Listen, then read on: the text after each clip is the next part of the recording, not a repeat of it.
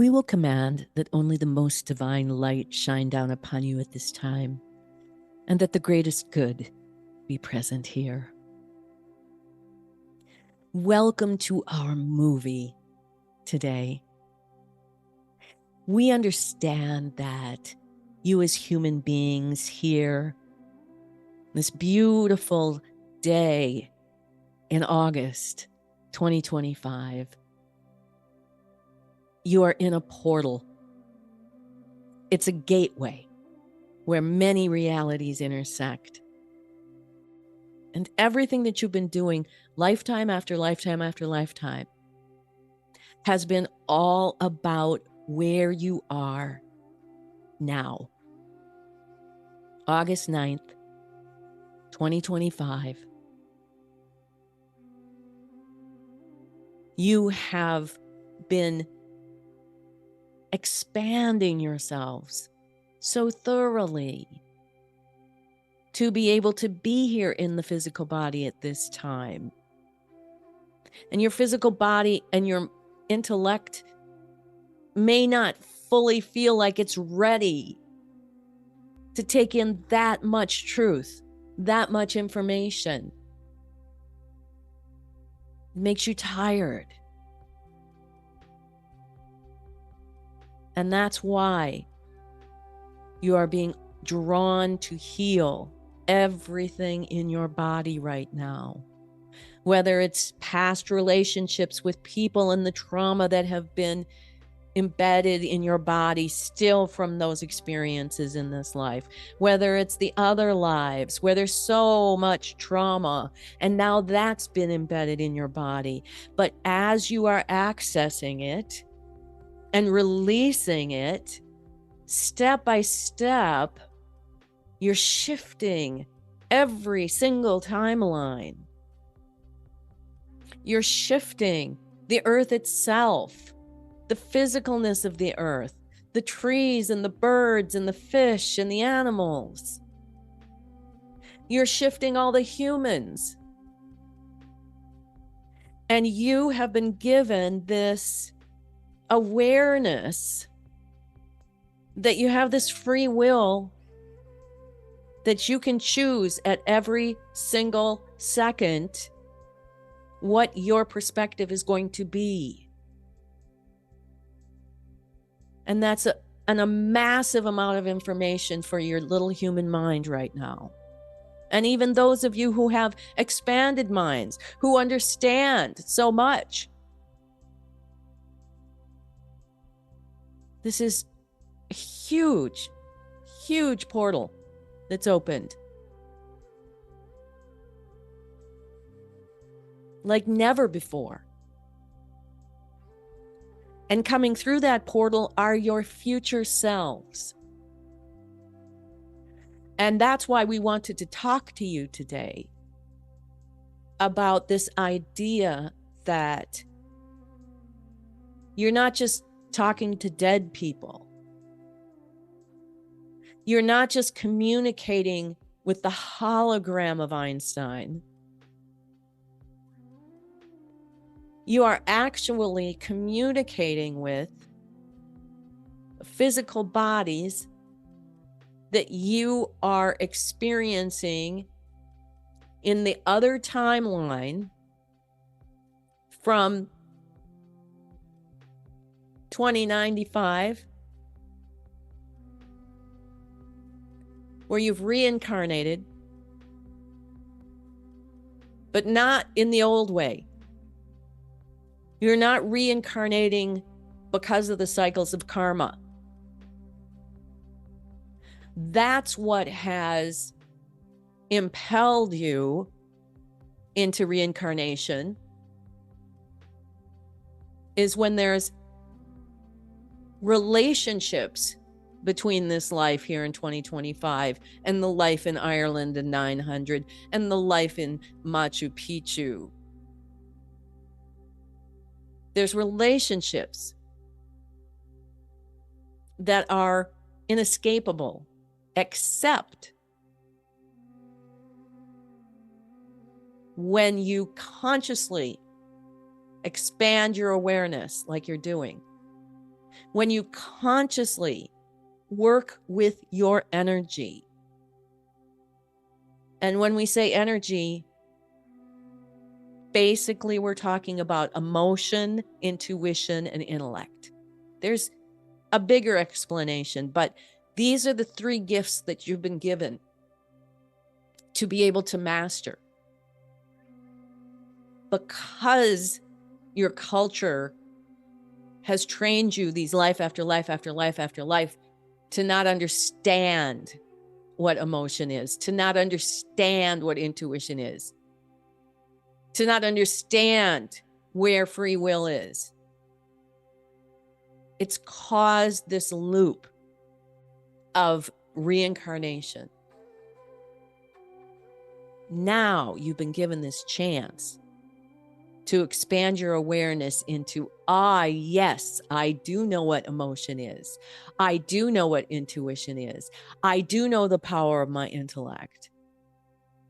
And then you ask yourself, who's saying that? And that is your witness. And together, you're unifying your energy to be a cohesive unit that's going to transcend those cycles of karma. So when we say you're coming from 2090, 2095, that you've reincarnated, it's not a cycle of karma. It's a completely sovereign, free reality that you're all talking about now, that you're all dreaming about now, that you're all pushing forwards now to get to. You've done it.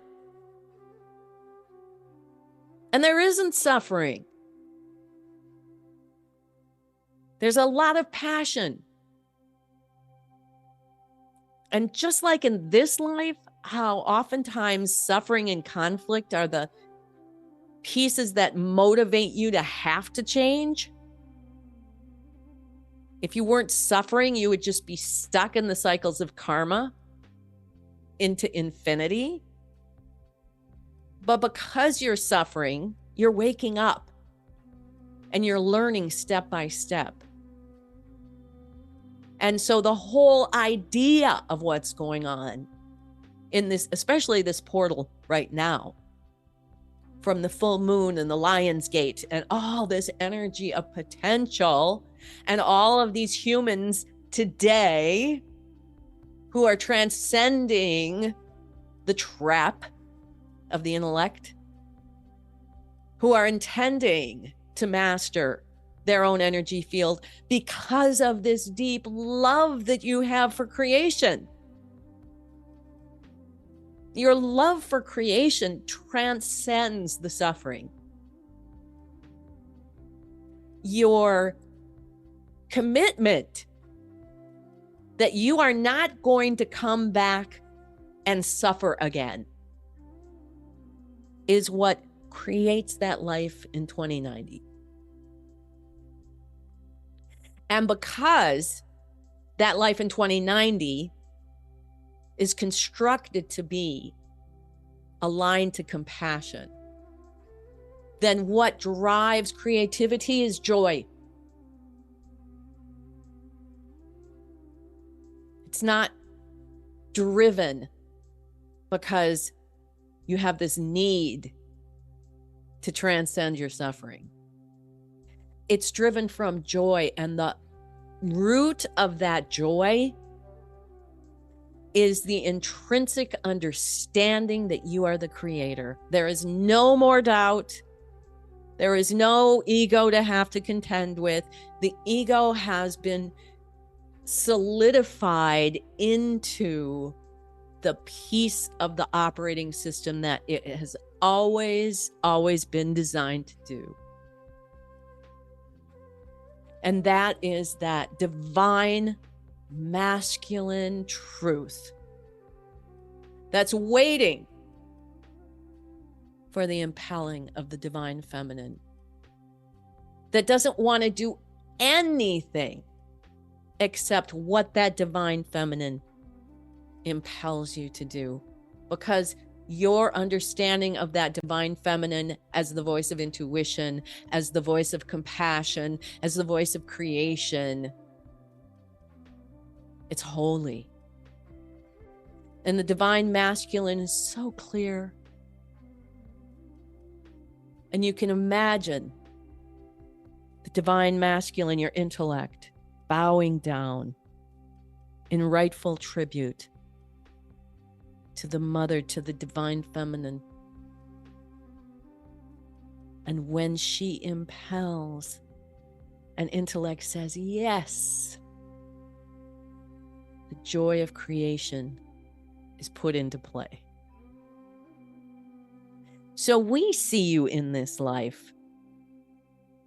All of you, imagine you're sitting around a table and there's a big crystal ball in the center of the table. And you're looking at it and you're seeing all these different lifetimes come by. So at one point you're in Machu Picchu and you're seeing all of your bodies from that life. And you see other lifetimes and you see this lifetime. And you observe how you go high and you go low and you doubt. And you observe how intellect takes over the system and the suffering begins. And you laugh and think, those were our learning years. We were beautiful children.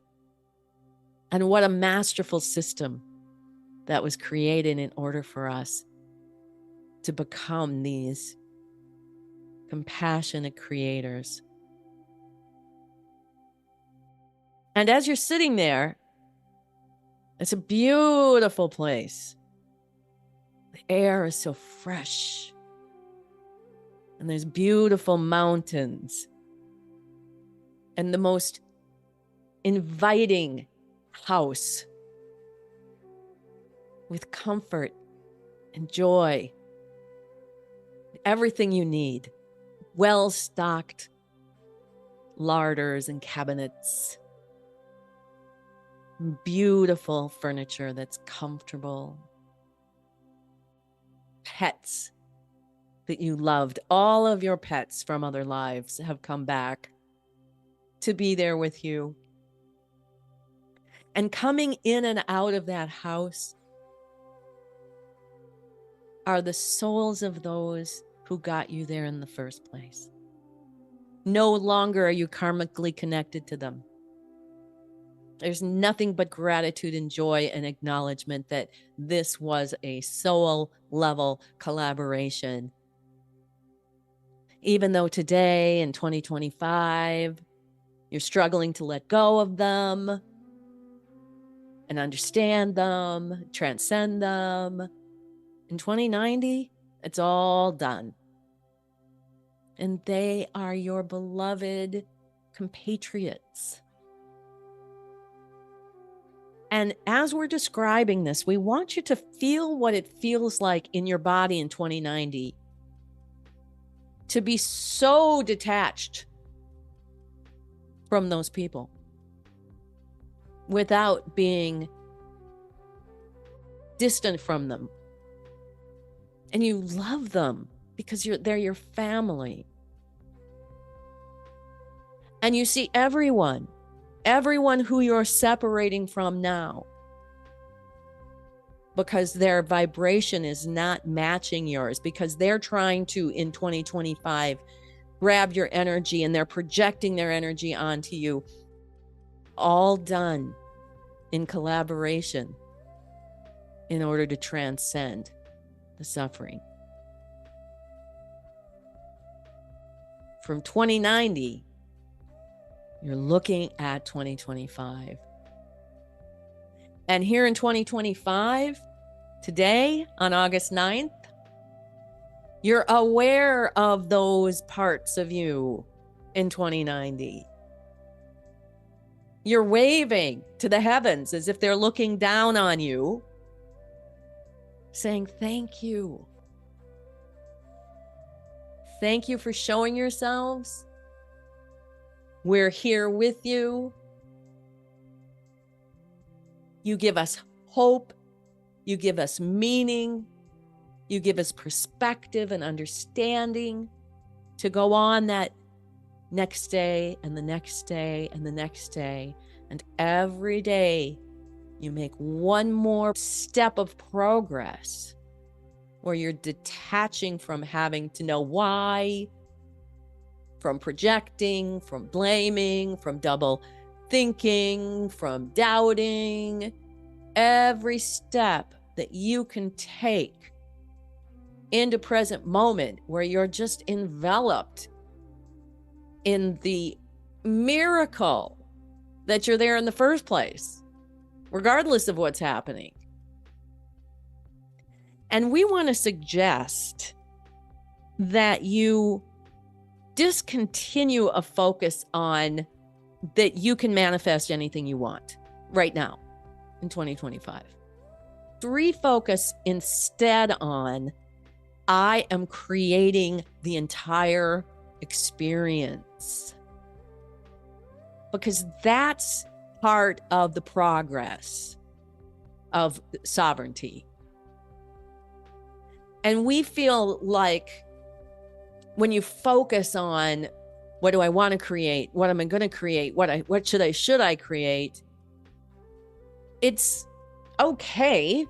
It's not terribly detrimental, but it distracts you from enveloping the whole truth of your power as creator, that you're creating everything. And how magnificent is that, even if it's something that you don't think that you want? Because when you do that, when you're able to get there, it's like you're that person in 2090. Like, oh, right.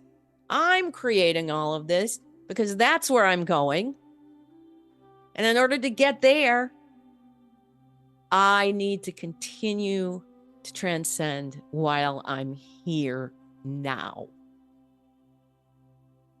And we feel this is what's happening with you anyway, whether you're aware of it or not. And that little bit by little bit, as you let go of your control, you let go of your ego, you breathe in and feel everything, even those things that you're creating that are triggering you to be the deep emotional part of you. You're not being triggered into this deep emotional part of you that can look like suffering because you're making mistakes. Nothing is a mistake. Everything is an absolutely calculated move on your soul part to get you to 2090. And when you work together with that life, you can have so much more perspective and so much more gratitude and so much more awe and wonder in a day.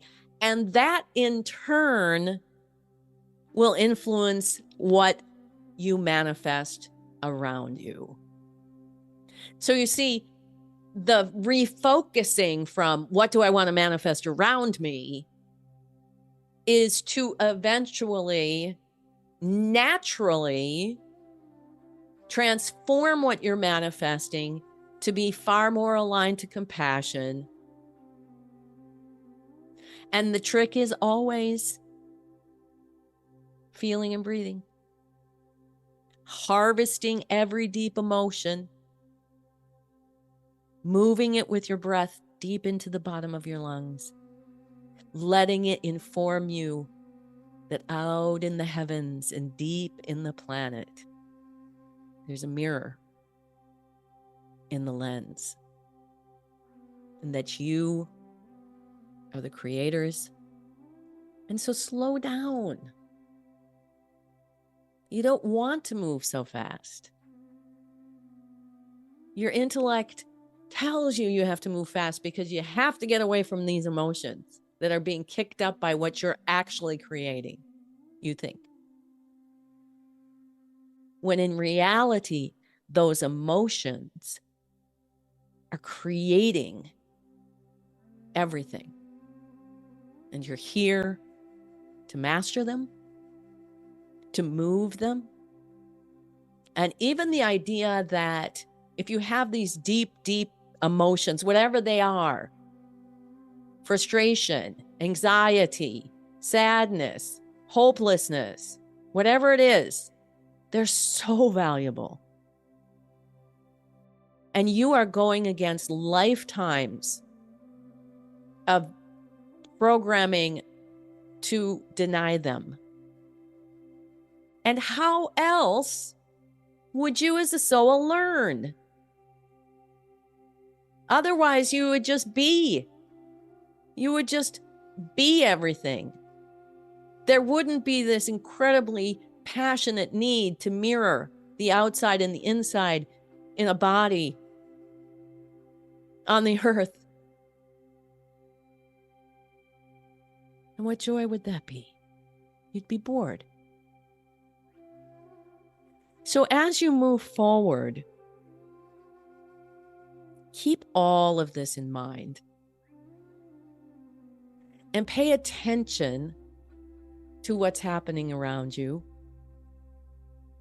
You don't have to read the news every day, but be open to inviting signs to show you that reinforce what we're saying to you.